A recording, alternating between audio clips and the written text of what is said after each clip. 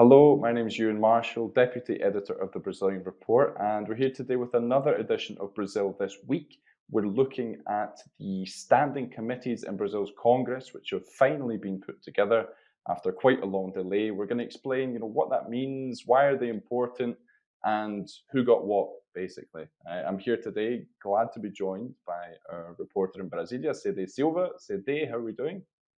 I'm great, Euan. Thank you for having me.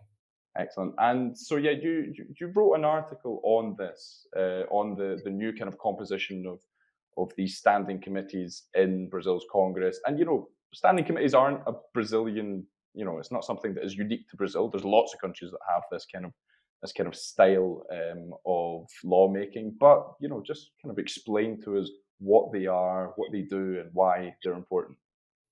Sure. So, people that have watched the Congress of any country on TV, they have realized that there are a lot of lawmakers, and we have seen footage of these people on the floor of the House with dozens or hundreds of lawmakers together. That's a lot of people. The thing is, uh, all lawmakers are not always working together every time. They have small groups of lawmakers in rooms that are very similar to classrooms. They sit on desks, there's people speaking on order, and these are the congressional committees or standing committees. These committees have names according to specific topics. So you might have the Committee on Education, on Health, on Foreign Affairs, on Defense, on Human Rights, and so on and so forth. So these committees are basically small groups of lawmakers that are different from the activity that they do when they're all together in the floor of their respective legislative chamber. These committees, they have several functions, but I would highlight three of them. The first is these committees hold public hearings, not necessarily because they want to vote on something, but they want to promote debate on a topic. So if legislators are interested in discussing, for example, new rules for social media, they might invite representatives of social media companies. They might invite members of think tanks or professors. They might invite people interested in the topic, and they will hold a hearing about that, and they will ask questions and will hold a conversation about a given topic. The second important function of committees is that they can hold hearings specifically with government representatives. So in Brazil, it is common for these committees to invite usually the minister of a specific position, and they will ask questions about the minister's work, and the opposition will try to grill the minister, and the lawmakers that are pro-government will shower the minister with compliments and say that the work that the minister is doing is very good. And the third thing is that the committees are useful for the public and for lobbyists on a given position to help identify the status of a proposal or idea. So if people are interested in knowing about whether marijuana will be legalized in Brazil, or what's the stance on gun reform in Brazil or in any other topic, you want to know what's the situation. Is that close to a change? Is that close to reform? Is that close to a final decision? You go to the committees and you identify, for example, if there's a bill about that topic on the agenda of the committee, and if that bill already has a rapporteur, which is a different lawmaker from the author, that writes a report about that suggestion. If those elements are in place, you can help better identify if this proposal or if this idea is close to advancing in the government's agenda. Okay, interesting. Thanks for that. Thanks for that explanation there, Sede. And so in Brazil, then, so these are basically, as you said, like small groups within the House and the Senate. But like, how do they decide who takes part in the committee and who rules the committee? How is that kind of divided up? So there is no specific algorithm for that, but basically the larger parties and the larger benches, they get the lion's share. They get to decide who gets to preside the committees first and who gets to preside the largest number of committees. Mm, Currently in Brazil, the two largest parties are the Workers' Party, which is President Lula's party, and the Liberal Party, which is the party of former President Jair Bolsonaro, and in which there are a lot of conservative and far right representatives. So these parties, they got the largest number of committees. The Workers' Party in the House will preside 4 committees, and the Liberal Party will preside 5 committees. But the sheer number of committees does not account totally for legislative power because the committees have different importances. mm, right, of course. And just I think maybe a curiosity for some people that have been following Brazilian politics in 2023 is that these new lawmakers, the new legislature started at the beginning of February, and we're here in the middle of March. And from what you explained earlier on about committees, these are integral to actually doing any work in Congress. So why is this just happening now? Why are we only getting these committees set up in the middle of March? Yeah, so as you've mentioned, the committees in the House were only defined this Wednesday, which is 42 days into the legislative year, which begins on February 1st. And even by Brazilian standards, it took a lot of time. In Brazil, we have a common saying that the year only begins after Carnaval, and all started after Carnaval. And if we consider Carnaval Fat Tuesday, or as they say in Louisiana, Mardi Gras, was also 16 days ago. So it was over 2 weeks, even after Carnival, for them to get to elect and form the committee so that the work can actually proceed. Ewan, there are mainly 2 reasons for this. One of them is that there was an ongoing negotiation between the party of the House Speaker, Arthur Lira, and one of the largest big center parties, which is União Brasil, and they were in talks about joining the parties together in what they call a federation. We don't need to go into the details, but basically they wanted to join the parties together and form a super big bench with lots of lawmakers. And then this big bench would have a lot of power to get to decide the presidents of several committees. This negotiation about them forming together was going on until formally yesterday, when a former Bolsonaro minister named Ciro Nogueira, who has a key role in his party, Progressistas, he announced that the negotiations are over. So they will not join together, but some of the members of both parties were hoping to do so in order to form this super bench, which would have a lot of power and a lot of votes. Yeah, and they'd get a lot of committees. And they would get a lot of committees, and they would get a lot of the more important committees, because they also get to pick first. They get to pick the most important ones. But this formally, these negotiations for this merger ended only yesterday, which, not by coincidence, was also the deadline, or the day when the committees were. There was no deadline, but the day when the committees were formally announced. Mm, We're not going to do this merger. Let's just decide who gets the committees with the current parties as they are. And mm, the second thing is that House Speaker Arthur Lira was elected with a massive campaign, and he had to pay a lot of favors. Speaker Arthur Lira was re-elected on February 1st with a record 464 votes. That's over 90% of the House. So there's a huge coalition, and he was elected by basically everyone except the most libertarian party Novo, and the most far left party, which PSOL. With the exception of these, Lula was basically had votes from everyone. So when you have the support of everyone, you also need to pay back favors to everyone.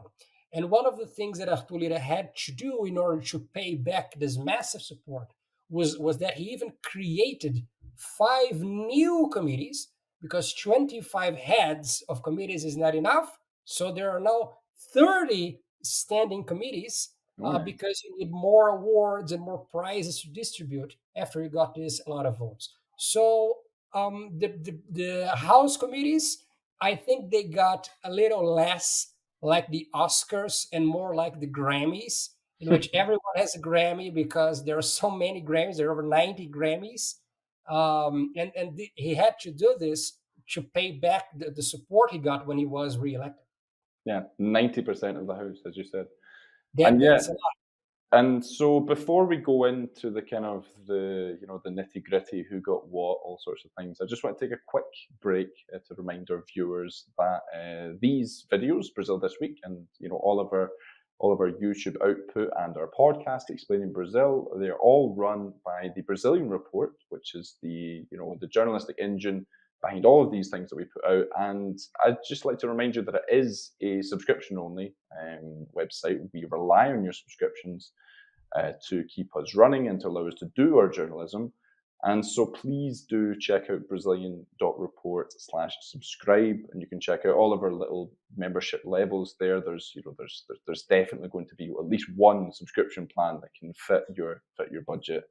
And yeah, because we've been working on independent journalism from Brazil and Latin America for over 5 years now. Sorry, so please definitely check us out and subscribe. And yeah, let's just get on with this discussion then, Cedê, because I think everyone is waiting. Everyone can't wait to find out who got what. The results are in.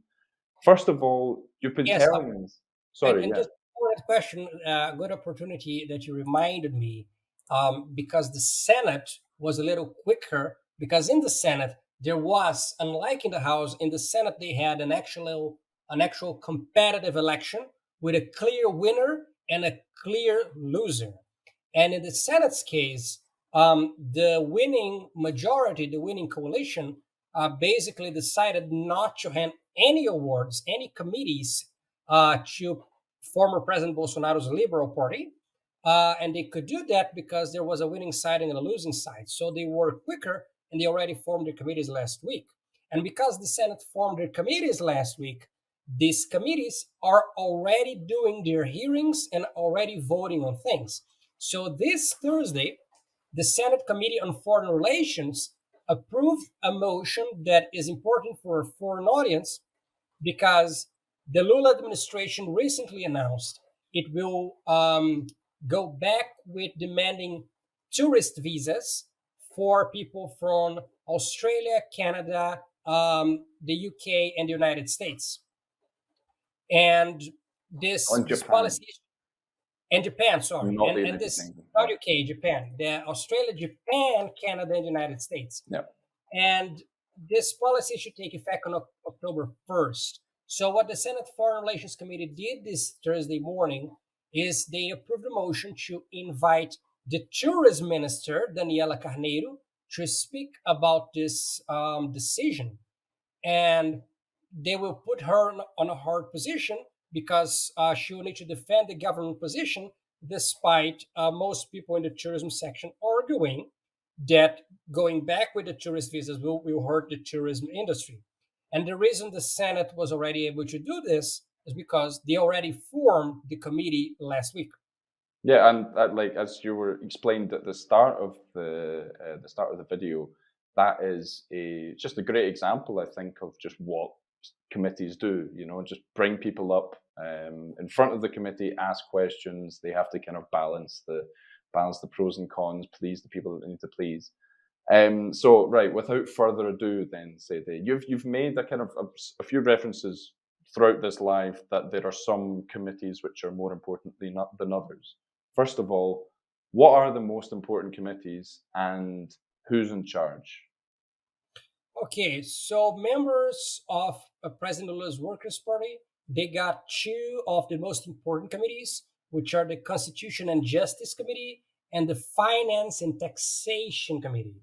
So these committees are important for two reasons. First of all, in these committees, if a bill is voted on and the committee gets to a negative vote, a negative decision, if most people vote against, then the bill is completely dead on the spot. And it has no chances of resurrecting or getting a different report by a different lawmaker.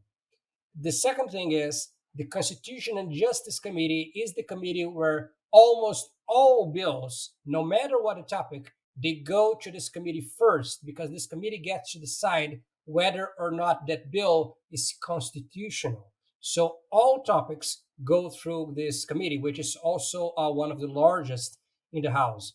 And the Finance and Taxation Committee is important because the Lula administration intends this year, probably in the first semester, to introduce both a tax reform and a new fiscal framework.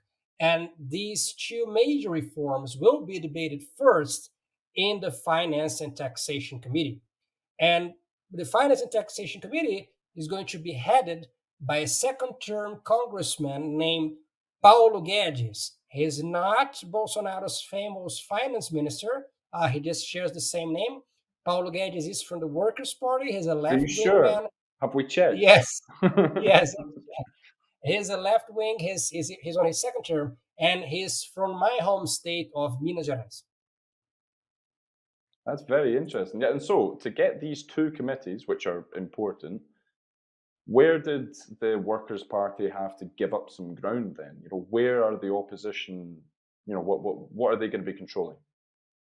Yeah, so the Workers' Party got to decide very carefully on what are really their priorities because they can't get everything. And so they gave up some important committees for the opposition, which is a natural thing, especially since Lula does not hold, far from it, an overwhelming majority in Congress. So Congresswoman Bia Kicis, she will head the Oversight Committee, which is typically an opposition committee and caused a lot of headaches for the Bolsonaro administration when it was under the command of the opposition. There was a congressman named Elias Vaz. He was not reelected. He for the Bolsonaro administration as a member of the Oversight Committee because he asked information and he did motions to require from the government information on topics that put the Bolsonaro government on a bad light. For example, he realized that the military under the Bolsonaro administration was spending a lot of money on fine beef and on beer. And he also realized that the military's exclusive health plan for military persons and their families spent a lot on impotence drugs and penile implants. And through his work in the Oversight Committee, this congressman named Elias Vaz caused a lot of cast the Bolsonaro administration in a bad light because the lawmakers were demanding information that exposed the Bolsonaro administration to bad decisions. And now the committee is going to be headed by Bia Kicis, which is a staunch Bolsonarista. And one of the things she did is she is the author of a failed constitutional amendment to bring back printed vote receipts in Brazil's electronic voting machines, which was a major talking point for the Bolsonaro administration to sow distrust in Brazil's voting systems. There's a lot of talk, especially where you live, Euan, in São Paulo, about Congresswoman Carla Zambelli, who had a large voting in São Paulo last year. But I would argue that Bia Kicis is actually the most Bolsonarist of all, at the very least, because she's a little smarter than Carla Zambelli. So this will pose a lot of headaches for the Lula administration in any missteps or perhaps some things that are not real. The Congresswoman Bia Kicis will probably try to cast the Lula administration in a bad light in any decision or anything related to budget that they can spin in their favor. And the second thing is that both the environment committees and the public security committees will still be led by people in the right that are not actually very interested with those topics or reforms on those topics. The Public Security Committee is heavily composed of people in the so-called Bullet Caucus, which are mostly former police officers and some of them former military, who are mostly concerned with the salaries of the police, and they're concerned with privilege immunity, which basically allows police officers to shoot people however they want and not answer to any criminal proceedings. And the Environment Committee is headed by a man named José Prianti. He's from the state of Pará, which is in the Amazon, and it's also a large mining state. And he's a defender of wildcat mining in his home state of Pará. So this means that any bills or any reforms related to gun reform or to stricter rules for environmental protection will have a really hard time in the House with these people at the heads. Yeah, yeah, because that's it. Like when you have a bill like that, it gets assigned to these committees. So anything to do with the environment is going to be, oh no, we have to speak to the Environment Committee, or we have to speak to the Public Security Committee. So yeah, everything's going to go through their fine tooth comb, it seems. Yes. So yeah, Cedê, that was fantastic. I think just a really nice explainer for our viewers on the whole situation now in Congress, and both houses can finally get to work. And yeah, just before we go, just another reminder to subscribe to the Brazilian Report, which is the journalistic engine behind these videos, our podcast, and and all of our social media output as well. And yeah, so make sure you go to Brazilian.report/subscribe, check out our subscription plans, and see what best fits your budget. And if you're already a subscriber, or maybe you don't want to subscribe just now, but you want to find another way to help us, you can also check out our page on Buy Me a Coffee. That is it's kind of like a donations platform where you can buy our journalists a coffee to help us kind of fuel our journalism, fuel our reporting, because it's hard work covering Brazil and Latin America, and as we can see from Cedê there, you really do need quite a bit of coffee. And so yeah, so either you can donate to us whenever you like there, but we also have a Buy Me a Coffee community where you can provide us with kind of regular monthly donations, and that gives you the right to a bunch of kind of exclusive content, like extra newsletters, behind the scenes information, just kind of more contact with our staff and what goes on behind the website, basically. So go to buymeacoffee.com/Brazilian Report, and we'll put up a QR code as well on the screen for you to access that directly. So, Cedê, thanks a lot for joining us today. Some excellent information as usual. I can't wait for the next time we're on here on Brazil This Week. Thank you, Euan. See you next time. And yeah, speak to you soon, everyone. We'll see you again soon. Brazil This Week will return next week.